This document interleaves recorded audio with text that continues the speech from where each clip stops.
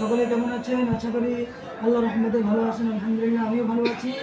আজকে আপনাদের মাঝে অত্যন্ত গুরুত্বপূর্ণ একটা ভিডিও নিয়ে হাজির হলাম। আপনারা দেখতে পাচ্ছেন আমার হাতে গ্রাম্য মৌচাক থেকে সংগ্রহ করা শতভাগ খাঁটি মধু। আলহামদুলিল্লাহ আমরা অনেক দিন পরিশ্রম করার পরে আপনাদের জন্য গ্রাম্য মৌচাক থেকে আমরা নিজেরা গিয়ে সংগ্রহ করেছি নিজ হাতে।